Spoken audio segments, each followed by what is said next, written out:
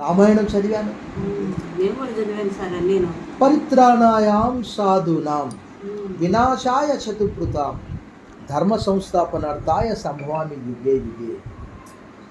అనగా ప్రతి యుగంలో భగవద్గీత జ్ఞానయుగం 4 మంచి వాళ్ళని రక్షిస్తాను, చెడ్డవాళ్ళను శిక్షిస్తానన్నాను. ఎవరు చెడ్డవాళ్ళు? నేను పేరుకు బ్రాహ్మణుని, నాలో భయంకరమైనటువంటి దురలవాట్లు, చుట్ట, బీడి, కళ్ళు, సిగరెట్, పొగాకు, కొట్లాటలు, దూషణ, చెడ్డమాటలు. ఈరోజు యూట్యూబ్లో వచ్చింది, మచిలీపట్నంలో రాబర్ట్ పోలీస్ స్టేషన్లో ఒక పూజారి ఒక మైనర్ బాలికను రేప్ చేశాడట. ఇలా వస్తుంది, అదే నడుస్తూ ఉంది ఇప్పుడు. నన్ను శిక్షించేవాడు కావాలా, నన్ను ప్రేమించేవాడు కావాలా? ఒకవేళ దేవుడు అనేవాడు శిక్షిస్తే ఆ శిక్ష నాకు కూడా వస్తుంది. పేరుకు బ్రాహ్మణుడు కానీ నా లోపల మంచి ఏది లేదు. నాకు శిక్ష కావాలి, శిక్ష వద్దు, రక్ష కావాలి అని బైబిల్ వైపు తిరిగాను. చల్లటి నీళ్ళతో స్నానం చేయడం, గంగే యమునే చైవ గోదావరి సరస్వతి నర్మదా సింధు కావేరి జలేస్మిన్ సన్నిధం కోరి ఇన్ని నదుల పేర్లు చెప్పుకుంటూ స్నానం చేయడం, ఆ విగ్రహానికి పోగి పలే శకర్పూరే నాగవల్లి దళేరుత ముక్తాచున్న సమయత్వం అని చెప్పి దాన్ని అలంకరించడం. అప్పుడు బైబిల్ గ్రంథం చదివినప్పుడు మరి ఎవరి వలనను రక్షణ కలగదు, ఈ నామంలోనే మనం రక్షణ పొందవలని. కానీ ఆకాశం క్రింద మనుషుల్లో ఇవ్వబడిన ఏ నామంన రక్షణ పొందలేము. ఏంది? ఏ పేరట అని ఇచ్చాడు. ఏంది ఇది? ఈ యేసుప్రభు నామంలో రక్షణ అంట. రక్షణ అంటే ఏంది? మరణంలో నుండి, చీకట్లో నుంచి వెలుగులోకి, మరణంలో నుండి జీవంలోనికి రావడం అని. సరే, ఇంకా కొంచెం ముందుకు చదువుతాం. ఒకచోట ఏ భేదము లేదు, అందరూ పాపం చేసి దేవుడు అనుగ్రహించి మహిమను పొందలేకపోతున్నారనే మాట రాయబడ్డది. అంతకంటే ముందు ఆ మాట చదివితే నేను పాపినంటే ఒప్పుకునేవాడిని కాదు. నేనేలా పాపిని అవుతాను? నేను బ్రాహ్మణుని కదా. ఆ మాట చదివిన తర్వాత నేను పాపినని గ్రహించాను. మరొక మాట చదివినప్పుడు నాకు చాలా భయం అనిపించింది. ఏలైనగా పాపం వల్ల వచ్చు జీతం మరణం అనింది. మరణం అని అనగానే వణికిపోయాను. అమ్మో నేను చచ్చిపోతే ఎక్కడికి పోతా, అమ్మో నేను చచ్చిపోతే ఎక్కడికి పోతా. నాకు కూడా అదే భయం. మనం ఇన్ని విన్నాం కదా, మనం ఆత్మ చనిపోతే మళ్ళా ఇంకేమన్నా జంతువు అయిపోతావేమో అన్న ఒక భయం చేత నేను కొన్ని పూజలు చేసుకుంటా వచ్చిన. మనిషి మనిషి జన్మ అయితే కూడు గుట్టన్న దొరకతుంది, ఒక పశువు జన్మ ఎత్తితే మనకి ఆడ జన్మలేం లేవు. తర్వాత కుక్కలకు, పిల్లులకు, నక్కలకు ఆయుష్ 10-13 సంవత్సరాలు 20 సంవత్సరాలు పెట్టాడు. మనం బ్రతికితే 80-90 సంవత్సరాలు బ్రతుకుతున్నాం ఇప్పుడు. తర్వాత వాటికి ఆత్మ ఉండదు. బైబిల్లో ఎక్కడ రాయబడలేదు. దేవుడైన యెహోవా నేలమంటితో నరు నిర్మించి వారి నాసికారంధ్రములలో జీవవాయువును ఊదగా నరుడు జీవాత్మాయను.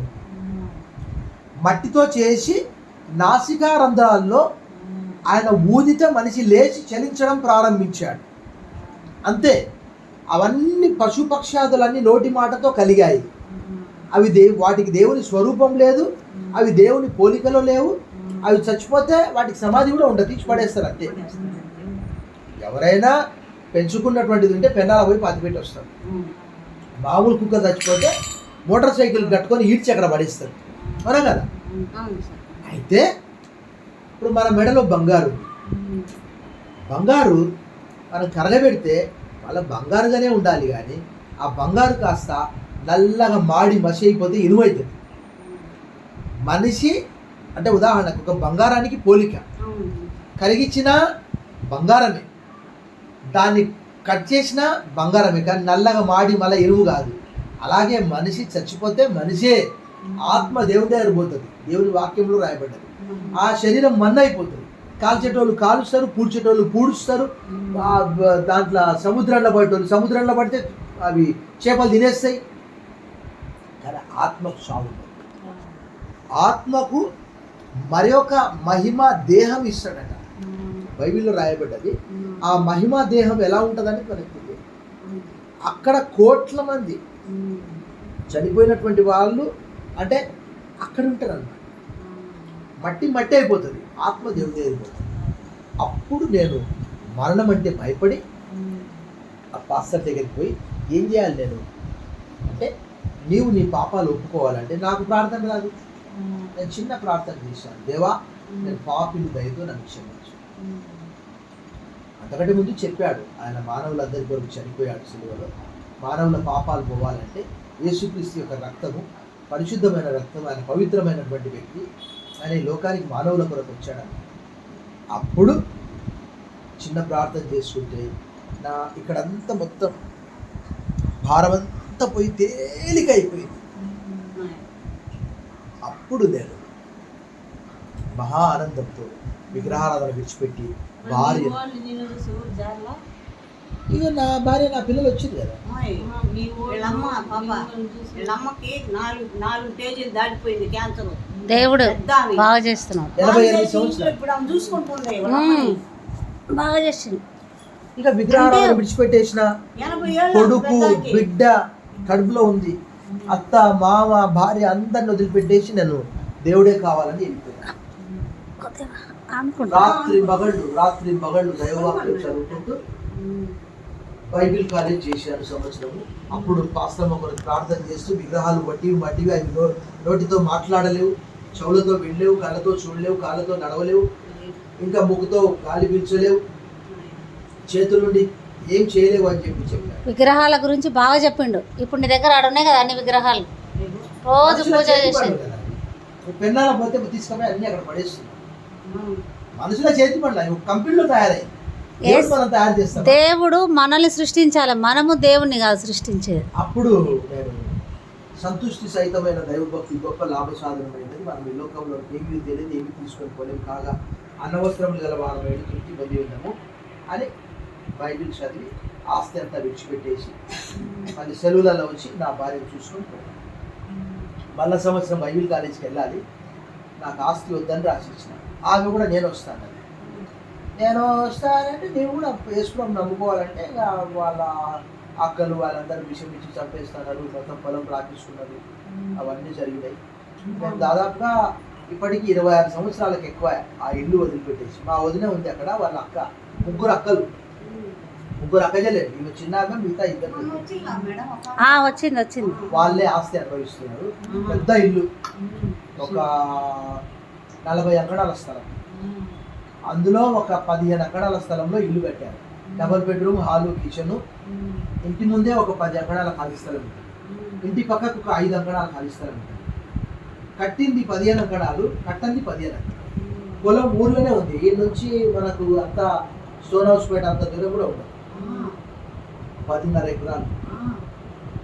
చర్చి అంత దూరం ఉంటుంది, నడుచుకుంటూ పోతుంది మా వద్ద, రోజు పోయేస్తుంది, అంతే కదా. అవును, కిలోమీటర్ నడుచుకుంటూ పోయిస్తుంది. అక్కడ ఆవులు, పశువులు, బావి, మోటారు, చేను అంత మొత్తం గుత్తకేసేసి అంతా వదిలిపెట్టేసి దేవుడే కావాలని చిన్న పిల్లలు తీసుకొని పోయినాము. 26 సంవత్సరాలు అవుతుంది, జూన్ వస్తే.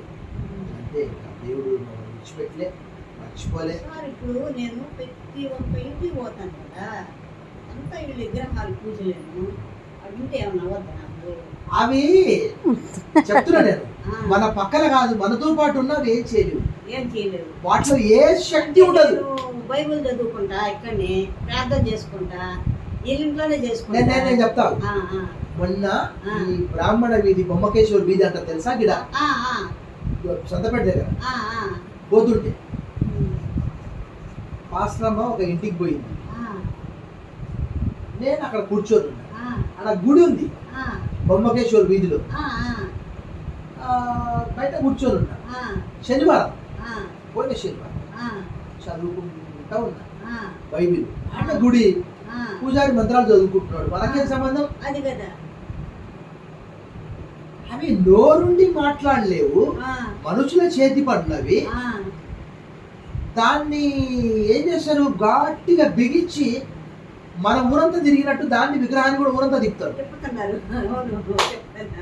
ఏంటంటే దేవుడిని గుళ్ళో ఉంచితే ఏం బాగుంటది, మనమంతా టౌన్ హౌస్ పేట అంతా చిన్న బజార్ పెద్ద బజార్ పోయేస్తున్నాం కదా, దాన్ని కూడా తిప్పితే బాగుంటది సంవత్సరానికి ఒకసారి అని తిప్పితే అది ఎవరైనా చేస్తారా? ఏంది? తేరు కూర్చుంటే ఓటి దాని కింద పడి సావడం, అవును. ఏంటి నీ కష్టాలని? డబ్బులు పెట్టి పూలమాలలు తెచ్చి అన్ని దేవుడు ఒక ప్రసాదాలు చోట పెట్టి. ఉండేవాడు కాదు. నెంబర్ 1, అవును, అవును. దేవుడు ఆత్మ గనుక ఆయన ఆరాధించేవారు ఆత్మతో సత్యంతో ఆరాధించారు. అవును. దేవుడు ఒక చోటికి పరిమితం కాదు, ఒక ఆకారానికి పరిమితం కాదు. ఆయన సర్వవ్యాపి, అవును. సర్వశక్తి గల దేవుడు, ప్రతి చోట ఉన్నాడు. అప్పుడు నేను చిన్నపిల్లలారా విగ్రహముల జోలికి పోకుండా జాగ్రత్తగా ఉంటున్న మాటతో విగ్రహం విగ్రహాలను కొట్టి పడేస్తున్నాం కదా. ఇప్పుడు మనం భగవద్గీత కూడా మనం లీవ్ ఇవ్వాలి కదా. భగవద్గీత అయినా బైబిల్ అని పురాణాలు ఒకటే అని చెప్తున్నారు కదా. మనం భగవద్గీత ఎందుకు విలువ లేకుండా మీరు క్రిస్టియన్స్ ఎందుకు మాట్లాడుతున్నారు? నాకు సమాధానం చెప్పు. నీ దేవుడి గురించి మీరు గొప్పగా చెప్పు, నా దేవుడి గురించి నేను గొప్పగా చెప్పాలని నీ కోపం రాకూడదు. నాకు నాకేం కోపం. కోపము? నా భగవద్గీత ఎందుకు కించపరుస్తున్నారు? ఎవరు మా కించపరిచారు? మా మా మా దేవుళ్ళు సరే విగ్రహాలు నేను చెప్పినట్టే. భగవద్గీత ఎందుకు విలువ లేదు? భగవద్గీత కేవలం శ్రీకృష్ణుడు పలికింది, ఎందుకు విలువ లేకుండా పోతుంది? అంటే కాదంటలేదు.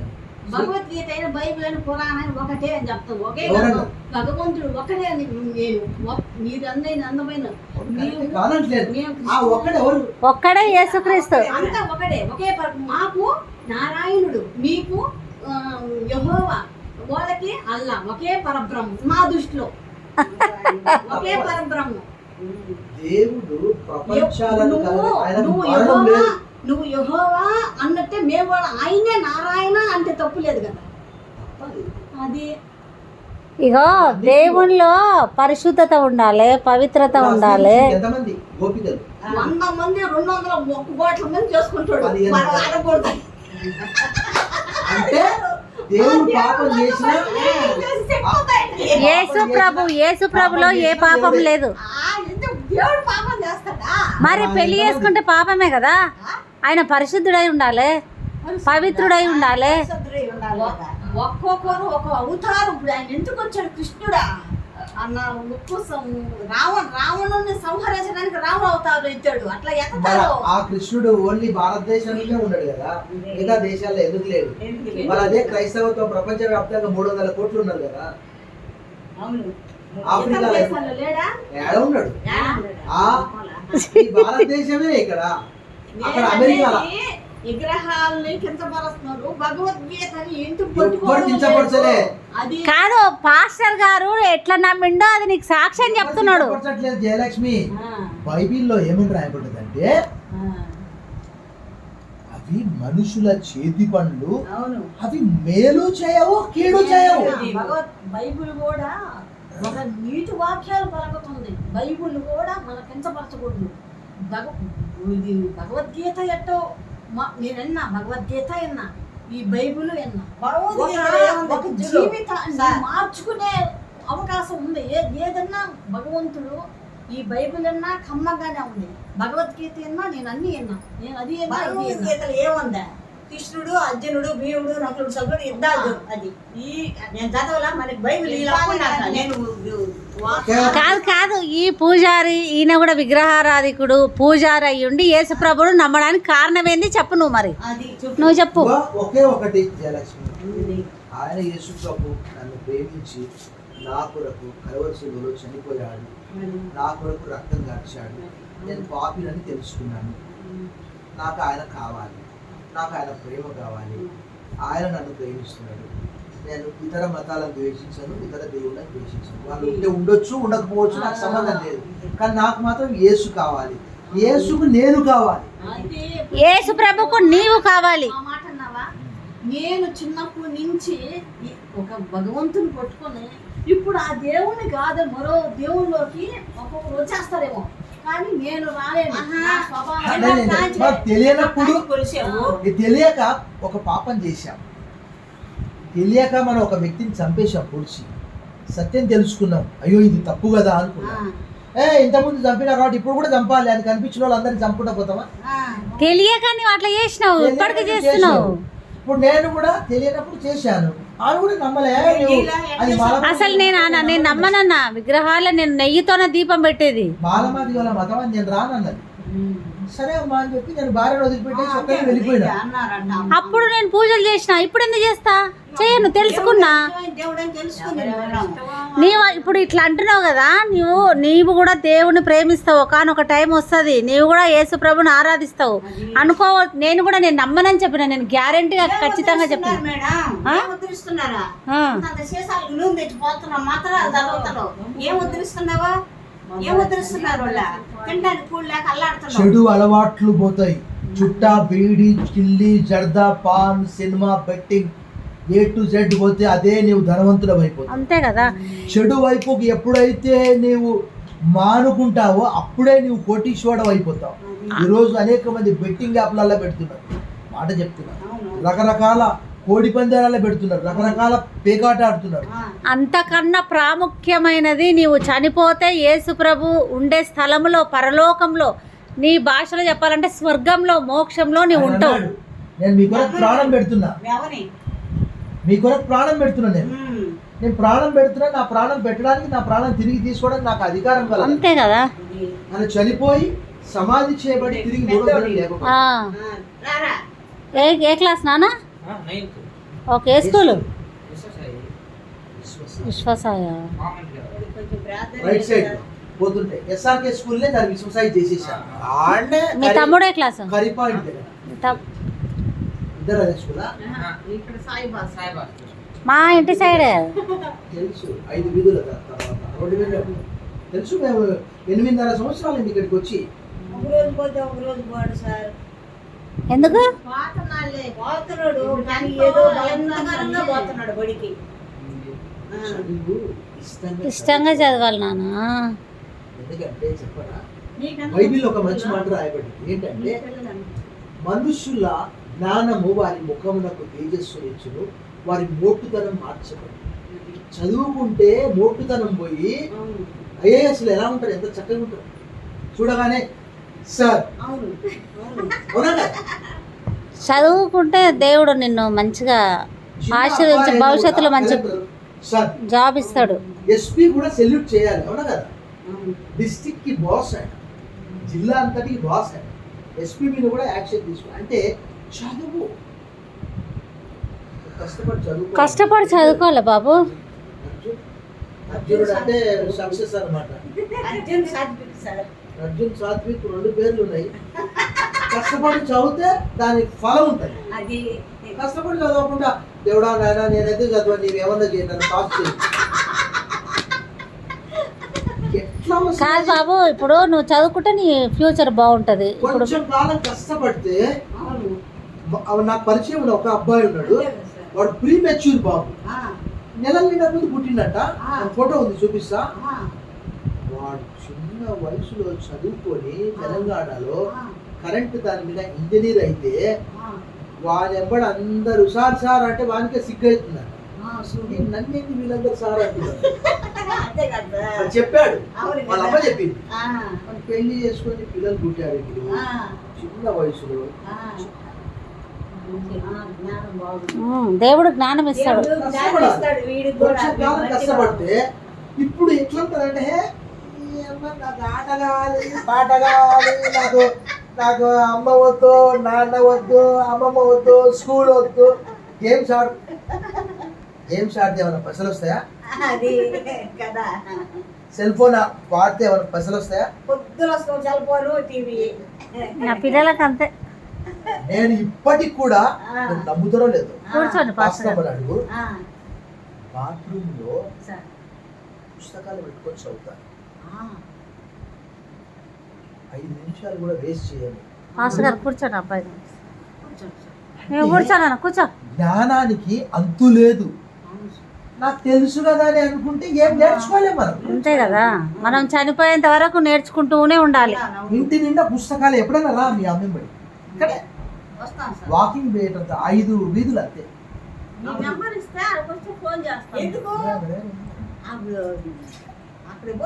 అమ్మ దగ్గర ఉంది నెంబరు, జయలక్ష్మి నెంబర్ రాసుకుంటే నెంబర్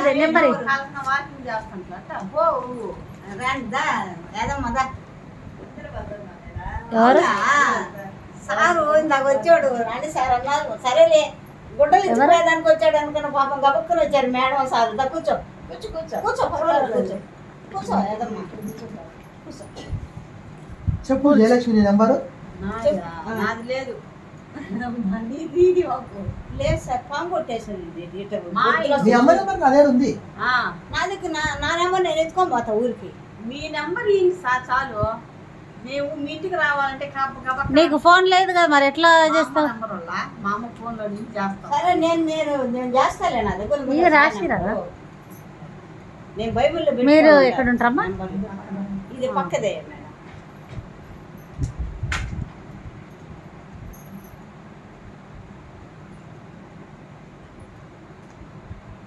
కూర్చోండి, మీరన్నా కూర్చోండి. ఇంకో చైర్ లేదా, స్టూల్ కానీ? కూర్చో ఇక్కడైనా కూర్చుంటాను. పర్వాలేదా? మీరు గెస్ట్ ఇప్పుడు. ఒకటి ఏంటంటే యేసు ఎవరన్నా ప్రభు ఒక వ్యక్తిని నమ్ముకున్నారా? అడిగితే మీరు నమ్ముకున్నారా? నేను క్రిస్టియన్ ఆహా. మధ్యలో మారిన వాళ్ళం కాదు. Okay okay. ఎక్కడ ఏ చర్చికి వెళ్తారు? మేము యేసు బాబు పాస్టర్ ఉంది కదా, ఓకే, కపాడిపాలెం. కపాడిపాలెం. సమాధుల తోటలో ఆ ఆళ్ళలో చెప్తాను. యేసుబాబు పాస్టర్ చర్చికి వెళ్తారా? అక్కడికి వెళ్తాం. అయితే సపోజ్ ఎవరినన్నా ఒకరిని మనం అడిగామనుకో, నీకు ఏంది ముఖ్యము అని అంటే వాళ్ళు ఏమంటారు అంటే కూర్చోండి. పర్వాలేదు. నా కుటుంబము అని అంటారు. ఇక్కడ కూర్చో, ఇక్కడ కూర్చో. మోకాలు నొప్పులు వస్తాయి, కూర్చో. ఏం కాదులే, మన అందరం ఒకటే.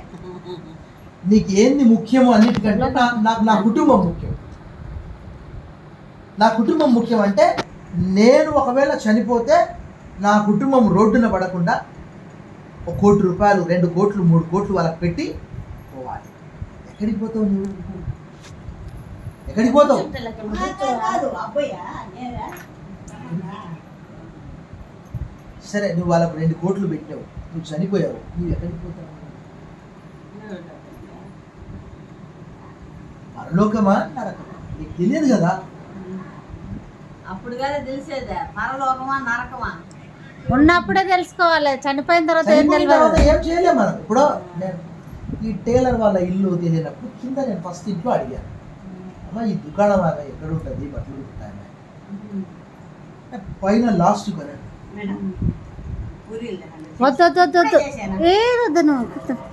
అంటే ఆ లాస్ట్ సువార్త ముఖ్యం ఇక్కడ. దా యేసు ప్రభు గురించి అయిపోయిన తర్వాత చెర్రుండు పూరి తినండి. ఎవరన్నా మనకు చెప్పండి, నాకు ఎవరో ఒకరు చెప్తేనే కదా. చెప్పిన తర్వాత అది మంచిదా కాదా అని చెప్పి మనం పరీక్షించాలి. ఇప్పుడు పాస్తరమ్మ గారు నాకు కూరగాయలు తెమ్మంటారు, ఆడ టమాటాలు తీసుకొని వస్తా, ఆడ ఆల్రెడీ మెత్తగా ఉంటాయి. అవును, నేను బ్యాగ్లో పెట్టుకొని ఇంటికి తీసుకొచ్చే వరకు ఇంకా మెత్తగా అయిపోయింటాయి. ఏమంటది, ఏమయ్యా పాస్టర్ గారు బైబిల్ బాగానే చదువుతావు కానీ ఆ పండ్లు ఎలాంటి పండ్లు నీకు కనిపిస్తలేవా? టమాటా పండ్లకే అలా అంటే మన జీవితం ముఖ్యం కదా, విలువైనది మన జీవితం. నరకంలో పడితే ఎట్లా? మన కొరకు ఎవరైనా ప్రాణం పెట్టారా? మనల్ని ఎవరైనా ప్రేమించారా? మన కొరకు ఎవరైనా చనిపోయారా? అది మనం ఆలోచన చేయాలి. ఆయన ఒక్కడే చనిపోయింది. ఎవరు అంటే యేసు ప్రభు. బంధువులు చచ్చిపోతారు, వాళ్ళు వెళ్ళకపోతాం అనుకో, అన్నం తినొచ్చు మనం. అవన్నీ కావాలి. అవన్నీ భౌతికమైనటువంటివి. అవన్నీ మనం సహవాసం, మనం ప్రసాదాలు, ప్రేమిస్తాం. అవన్నీ ఎవరైనా ఇస్తే నేను ప్రార్థన చేసుకొని తినేస్తా. ఏం కాదు, నథింగ్. అంతేనా? మనకు దేవుడు ఉన్నాడు. దేవుడు ఆయన ఆయన వాక్యం చేత అది పవిత్రమవుతుంది. అవునవును. ప్రార్థన చేత అన్ని పవిత్రమైపోతుంది. అదే కదా మన నమ్మకం. అలాంటి వాళ్ళ దగ్గరికి వెళ్ళొద్దు, తినొద్దు అలాంటివి పెట్టుకోవద్దు. మనం వెళ్ళాలి, వాళ్ళ సహవాసం చేయాలి, వాళ్ళని ప్రేమించాలి, వాళ్ళని ఆదరించాలి, వాళ్ళని ధైర్యపరచాలి. ఒకే ఒకటి. నిజం. రాత్రి అయితే అందుకే పగలే. నేను ఒకసారి రాత్రి పోతాను, 9:40 వాళ్ళని బాగా మర్యాద చేస్తాను, ఉంటాను, ఒక తింటాను, 8 వస్తా. గంటలకి మళ్ళా తెల్లారి. ఇంటే ఏమన్నా అంటాడేమన్నా దేవుడే ఒక 6 గంటలకి తెల్లారి. అటువంటిది ఏం కాదు. సస్యం కూడా అలాగే. నా అనారోగ్యం అలాగే, నా ఆర్థిక సమస్య అలాగే, నా అవమానం అలాగే. నిన్న ఆంధ్రప్రదేశ్లో ఒక ప్రాంతంలో ఉద్యోగం దొరకట్లేదు, నేను డిగ్రీ చదివాను, నేను టీటీసీ చేశానని ఒక అబ్బాయి చనిపోయాడు. తెలంగాణలో ఒక ఎస్ఐ భార్య చనిపోయిందని చెప్పి ఏదో పువ్వు తిని చనిపోయిందంట. అవును చచ్చిపోయింది ఆయన. ఆమె చనిపోయిందని చెప్పేసి ఆ రోజు ఆ భార్య వాళ్ళ ఊరు వెళ్తే ఊరు వాళ్ళందరూ కలిసి కొట్టడానికి వచ్చారు. కొట్టడానికి వస్తే ఆయన ఓ రూమ్లో పోయి దాపెట్టుకొని ఊరి పెట్టుకొని చచ్చిపోయాడు. చూసావా ఆయన అంత చదువుకొని ఆమె చచ్చిపోయింది. ఒకవేళ అది నువ్వు చంపేసినావా ఆమె ఎంత కానీ చనిపోయిందో తెలియదు. ఆమె చనిపోవడం ఎందుకు, నువ్వు చనిపోవడం ఎందుకు? అది కదా అందరు చచ్చిపోతే వీరంతా చచ్చిపోతే ఎవరు బతకాలి? ఇంకో అంతే కదా సార్, నిజమే కదా. నెల్లూరులో ఉన్న వాళ్ళందరూ 10 లక్షల మంది చచ్చిపోయింది. అది కదా ఊరా వాళ్ళ కాడ. అది కదా. మానవ జన్మ ఎంత తెలివిచ్చారు. అవన్నీ మన కాళ్ళ కింద. చేప మనం కొర్రమీన చేప తీసుకోవడానికి పోతే కొనుక్కున్న తర్వాత వాళ్ళు కట్ చేయడానికి పోతే దాని నెత్తి మీద ఒకటి కొడితే చచ్చిపోతుంది.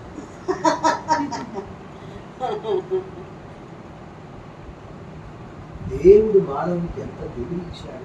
ఆకాశంలో ఎగిరే పక్షిని ఒక్క దెబ్బ వేస్తే కింద పడితే దాని తోలు వచ్చుకొని తినేస్తాడు. అవును వాటన్నిటినీ కూడా నువ్వు వారి పాదంలో కింద ఉంచి ఉన్నావు అన్నమాట.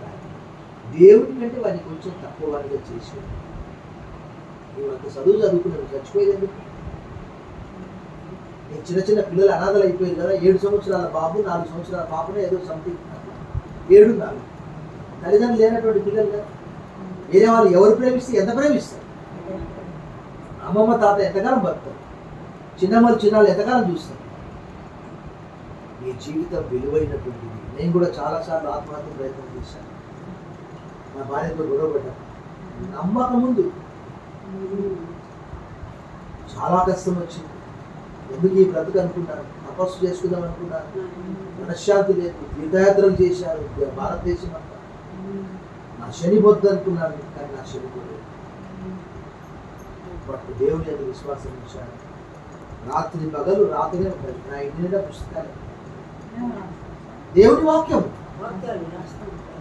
వెండి కంటే బంగారు కంటే విలువైనటువంటిది దేవుని వాక్యం.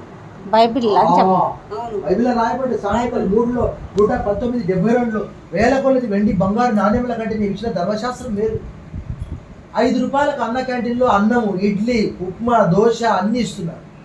ఉచితంగా కుటుంబం అంతటికి 20 కిలోల బియ్యం ఇస్తున్నారు. 1 కిలో 5 మంది తింటారు. 4 తింటారు, కడుపుండా 5 తింటారు. నిన్న ఈ జ్ఞానం ఎక్కడన్నా దొరుకుతుందా మరి?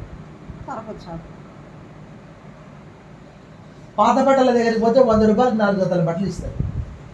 సంతపేటలో ఉంటే మరి కాలిపోయినాయి నిన్నమన్నా. ట్రంక్ రోడ్లు అన్ని పాత బట్టలు. నీకు 5 రూపాయలు ఇస్తే అన్నం. మరి ప్రజలు ఎందుకు చచ్చిపోతున్నారు? బట్టలు లేకనా, భోజనం లేకనా? మొన్న ఎవడో వేల్దారి పని చేసేవాడు పని దొరుకుతలేదని సీఎంఆర్ కాడ గొంతు కోసుకున్నాడు. చూడు పేపర్కి వచ్చింది, యూట్యూబ్లో చూపించాను. అవునవును. మనిషికి జ్ఞానం లేక చనిపోతున్నాడు. ఆ జ్ఞానము బైబిల్లో ఉంది. అవును జ్ఞానం బైబిల్లో ఉంది. ఆయన ఎందుకు విశ్వాసం ఉంచితే అడుగుడి నేను ఇస్తాను అంటున్నాడు జ్ఞానాన్ని నాయన. చూడాలి ఎంత చక్కగా పలుకుతుంది. మీలో ఎవరికైనా జ్ఞానం పెద్దగా ఉంటే మీ అమ్మ ఎంత చక్కగా విశ్వాసం ఉంచింది. నీవు కూడా యేసు ప్రభు ఎందుకు విశ్వాసం ఉంచాలి. మనుషుల వైపు చూడకూడదు, దేవుని వైపు చూడాలి. తెలుసుకో, నేను చెప్పానండి. పరిశోధించు. నేను కూడా నీలాగానే ఫస్ట్ వాదించిన. నేను ఎందుకు నమ్ముతా? పరిశోధించు, నమ్మను. తెలుసుకో. నా ప్రాణం పైన నేను నమ్మనని చెప్పి సత్యం అంటే చాలా లోతైందంట. తెలుసుకో, నేను చెప్పానంట. ఎందుకంటే ఇప్పుడు టీవీలో అడ్వర్టైజ్మెంట్ వస్తుంది, కొంతమంది వెంటనే ట్రంక్ రోడ్ పోయి తెచ్చుకుంటా ఉంటారు అంతే. ఫలానా పరుపు కొనుక్కోండి, రాత్రి మీరు పడుకునే వెంటనే నిద్ర వస్తుంది. నువ్వు పరుపు కొనుక్కుంటావు కానీ నిద్ర కొనుక్కుంటావా? ఒక్కొక్కరి దగ్గరికి పోతే వాళ్ళు చెప్తారు, సార్ నిద్రే వస్తలే సార్ నాకు. నిద్ర రానప్పుడు ఏం చేయాలి? బైబిల్ చదవాలి. ఆశ్రమ నెలలు వాళ్ళ అమ్మకి బాగాలేకపోతే అక్కడే హైదరాబాద్లోనే ఉన్నాను. నేను రాత్రి పగలు దేవుని వాక్యం 2 గంటలకు 3 గంటలకు 4 గంటలకు. జయలక్ష్మి, నువ్వు చదువుకున్నావు కదా మంచిగా, బైబిల్ చదువును. నువ్వు చదువు, నా సాక్ష్యము బలవంతం కాదు, చదువు. జస్ట్ నార్మల్గా ఒక బుక్ లాగా చదువుకో. అంతే. దేవుడు నీతో మాట్లాడతాడు. చూడు, నీకున్న సమస్య ప్రతి సమస్య తీరుస్తాడు. మనుషులు కాదు. మా దగ్గర ఏం లేదు, మేము జీరో. దేవుని వాక్యంలో శక్తి ఉన్నది. అంటే ఏదో నువ్వు ధనవంతురాలవైతే అని చెప్పట్లేదు మేము. దేవుడు నీకు శాంతి ఇస్తాడు, సమాధానం ఇస్తాడు. ఈ రోజుల్లో శాంతి సమాధానం లేకనే కదమ్మా చాలా మంది బాధపడేది. శాంతి ఇస్తాడు, సమాధానం ఇస్తాడు. కాబట్టి ఆ శాంతి ఎవరి దగ్గర లేదు. నువ్వు సీరియల్ చూస్తే ఒక అర్ధ గంట గంట సేపు శాంతి ఉంటుంది. చూడు సార్, చెప్తున్నా, చూడు. ఎవరో అమ్మలక్కలతో మాట్లాడాలంటే ఒక గంట సేపు, అంతకంటే ఎక్కువ విసుకొస్తుంది, ఇంక వెళ్ళిపోతామంటాం. కానీ దేవుడు నిన్ను ప్రేమిస్తున్నాడు. ఒక మనుషుల దగ్గర దొరకదు, ఎక్కడ దొరకదు. మనకు మనుషులు సమాధానంగా మనకు జవాబు నువ్వు సత్యం తెలుసుకో, నేను చెప్పానని కాదు, సత్యం తెలుసుకో అంతే. సత్యం ఎందులో ఉంటే అందులోకి వెళ్ళిపో. సత్యము ఎవరంటే యేసుప్రభు, నేనే మార్గము సత్యము జీవం అన్నాడు వేస్తున్నాడు, నేను ఆయన. వేస్తున్నాడు. ఇప్పుడు మనం ఒక దుకాణానికి వెళ్తాం. మేము యేసుప్రభు కొరకు 30 ఎకరాల పొలాన్ని వదిలిపెట్టుకున్నాం. అందులో అంతా ఉంది, స్టోరీ ఉంది, చదువుకోండి. ఇప్పుడు ఆ దుకాణంలో ఆయన అన్ని చూపిస్తాడు. మనం ఏమంటాం, సరే మంచిది, మేము ఆలోచన చేసుకొని వస్తాం. మనం పోయిన ప్రతి దుకాణంలో మనం అనుకున్నవన్నీ కొనం కదా, ఒక్కటే కొనేది. 10 దుకాణాలు తిరిగినా ఒక్కటే కొనేది. మనం చూసేది ఒక వస్తువు కొరకే, టీవీ కావచ్చు, ఫ్రిడ్జ్ కావచ్చు, ఇంకేదైనా ఏసీ కావచ్చు.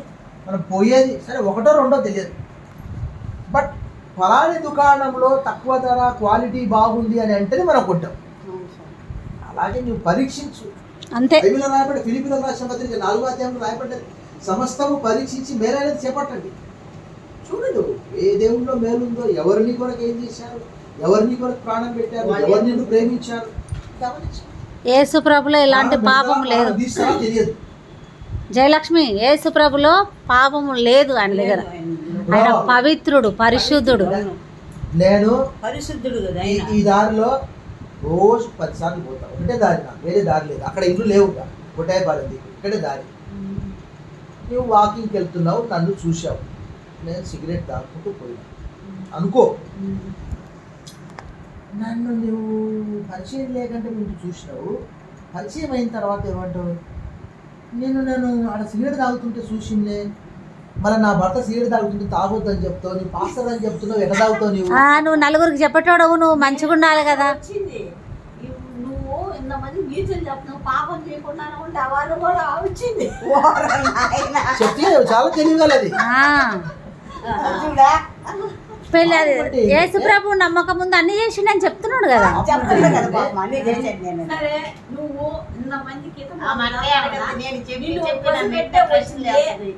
నాకు ఆకలి, ఏదో నాకు కష్టం వచ్చిందని కష్టాన్ని నువ్వు ఇబ్బంది పడలేదా, అది నువ్వు చచ్చిపోలేదా, నీ దేవుడు అన్నం ఉంటే అన్నం పెట్టు, మనది ఏది ఉంటే అది ఇస్తాం. యేసుప్రభు నమ్ముకుంటే శ్రమలు వస్తాయి. మనం పాత బట్టలు ఇస్తాం. చాలా ట్రై చేశాయి. ఏంది ఏమంటుంది? ఇప్పుడు నీ దగ్గరికి ఒక పసిబిడ్డ వస్తుంది, ఆకలి అవుతుందని, అన్నం పెడతావని పెడతాము. యేసుప్రభు అన్నాడు, నేను ఆకలి కొంటే నాకు అన్నం పెట్టారు. ఇగో క్రైస్తవులునే ప్రేమించాలని చెప్పట్లేదు బైబిల్. నిన్ను వాళ్ళని పొరుగు వారిని ప్రేమించమంటున్నాడు. పొరుగు వారు ఎవరు? నీవు కావచ్చు, మీ చెల్లి కూడా కావచ్చు, ఇంకా మీ బంధువులు కూడా కావచ్చు, ఈ గాల నివాసులు ఉన్న వాళ్ళందరూ కావచ్చు. భారతదేశంలో ఎట్లుంటది అని అంటే, చెత్త కుండి కొరకని చెత్త డబ్బా ఇస్తే మనం దాన్ని ఏం చేస్తామని అంటే, ఒక పూల కుండికో ఏదో దాని కొరకు వాడతాం. ఆడ ఉంది డస్ట్బిన్ కుండి, వాళ్ళు ఇదో ఎవరికైనా సహాయం చేస్తా, పొడి చెత్త అని చెప్పి పెడతాం. మనోళ్ళు ఏం చేస్తారు, దాన్ని నీళ్ళు నింపి పెట్టుకుంటారు. అది ఒక డబ్బా పెట్టుకుని అంటే మాట చెప్తున్నాడు, నీవని కాదు. అంటే దాని ఉద్దేశం గమనిస్తారు. అలాగే యేసుప్రభు ఏమన్నాడంటే, నేను మీ కొరకు ప్రాణం పెట్టడానికి వచ్చాను. అది ప్రాణం పెట్టాడు కదా నా ప్రాణం ఆయన. ఇస్తాను. ప్రాణం పెట్టిండు. పరిచారం చేయించుకుంటకు రాలేదు కానీ, పరిచారం చేయుటకును అనేకులకు ప్రతిగా క్రయ విమోచన ధనంగా తన ప్రాణం ఇచ్చినట్టు వచ్చాను. నేను మీ కొరకు ప్రాణం పెడుతున్నాను, దాన్ని మీరు మరలా తిరిగి తీసుకుంటాను. ప్రాణం పెట్టేది ఎందుకొరకంటే, మానవులందరి కొరకు పాపం చేశారు కాబట్టి వాళ్ళందరి పక్షాన ఒకేసారి చనిపోతారు. స్వచ్ఛందంగా సిలువపై ఘోరమైనటువంటి విగ్రహారాధనలు అన్ని చేసిన వాళ్ళే కదా సార్. నాకన్నా ఈ విగ్రహారాధనలు అంటే తెలియదు అసలు. నేను మా అవన్నీ వాళ్ళు చేసిన వాళ్ళు మా పెళ్ళి మా గ్రంథాల గురించి ఇలాగ చెప్తున్నారు చేస్తున్నారంటే మాకంటే అవి తెలియదు. వాళ్ళు చేసిన జయలక్ష్మి ఈ బైబిల్ గురించి నువ్వు చెప్పు. మా చాగంటి కోటేశ్వర రావుని కూర్చోబెడతా, అప్పుడు ఏం చెప్తావు? కోటేశ్వరరావు కూడా ఒకటికి, నాయనా నువ్వే ఉండవు నాయన, మేము తెలియదు. ఇదో మా అక్క కొడుకు పూజారులు, ఇలాంటి వాళ్ళే మా వాళ్ళందరు పూజారులు. చూడు వాళ్ళందరూ కూడా ఆ, వాని కూడా చెప్తాం సువార్త.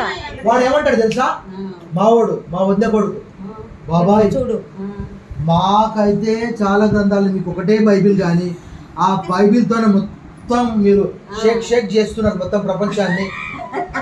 వాని కూడా తెలుసు కానీ సమాజానికి భయపడతారు. అట్లా నిజమైన సేవకుడు, నిజమైన క్రైస్తవుడు సమాజానికి భయపడాడు, మీరు గుళ్ళో దేవునికి భయపడతాడు. వీడియో సిగరెట్లు తాగుతుల్లా అవును. అదిగో ఇదిగో మధ్యలో పూజారి వాళ్ళు మందు కూడా తాగుతున్నారు. సిగరెట్, మధ్యలో పూజారి ఏం చేస్తాడు, పూజ జరుగుతూ ఉంటుంది, మధ్యలో బ్రేక్ ఉంటుంది, పోయి సిగరెట్ అంటిస్తూ ఉంటుంది.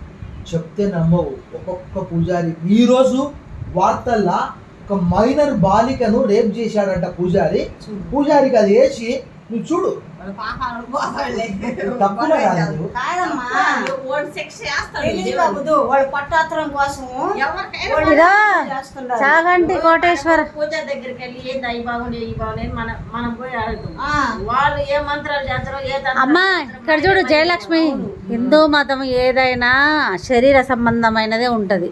కాలు కడుక్కొని లోపలికి రావాలి, లోపల హృదయము మోసకరమైనది ఎట్లా ఉన్నా ఏం కాదు, నీ వ్యభిచారం చేసినా ఏం కాదు, మోసం చేసినా ఏం కాదు, ఎంతమంది భార్యలు భర్తలు ఉన్నా ఏం కాదు. హిందూ మతం లోపల మంచి కాలు చేతులు బాగా కడుక్కోవాలి, గుడికి వెళ్ళాలి. దేవుడే. అట్లా దేవుళ్ళో బైబిల్లో అట్లా ఉండదు, బైబిల్లో అట్లా ఉండదు. ఎవరైనా చచ్చిపోయిన వాళ్ళ ఇంటికి పోతే స్నానం చేసి గుడ్ల నూతికి ఆరేసుకొని పోవాలా.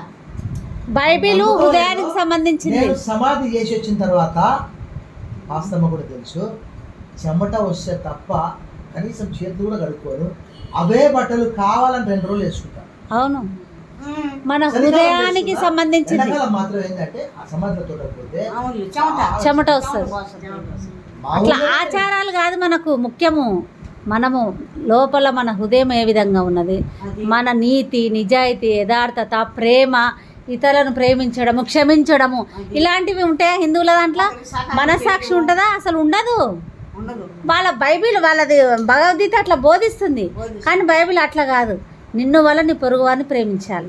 ఇప్పుడు ఆమె ఎవరో, నేను రామ్మ కూర్చోమ్మని అన్నా, ఆమె ఎవరో నాకు తెలియదు, నీ ప్లేస్ లో వేరే వాళ్ళు అంతే మనం మాట్లాడతాం నోటి మాట. వృద్ధాప్యంలో నిర్లక్ష్య పెట్టొద్దు, ఆ, ఆపదలో ఉన్నోళ్ళను. సామెతల గ్రంథం 3వ అధ్యాయంలో రాయబడ్డది, ఎవడైనా వచ్చి నీకు సహాయం అడిగినప్పుడు రేపిస్తా మాపిస్తా అనొద్దు.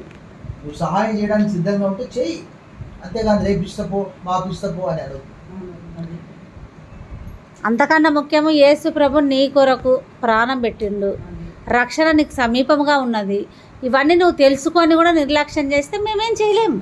బలవంతంగా ఎవరు కూడా నమ్ముకొని ఫోర్స్ చేయరు, ఎవరైనా చెయ్యరు. మేము ఇప్పుడు గుర్రాన్ని మంచి చెడు నీ దగ్గర పెట్టినాం. తీసుకుపోతారు, తాగిస్తాం. అదే కరెక్ట్ పాయింట్. అదే అది తీసుకోకపోతాం కానీ మనం అదే పని పెట్టి పోయినాం. మేము చెప్తాము, నువ్వు మా అంటే సత్యం తెలుసుకో అంతే.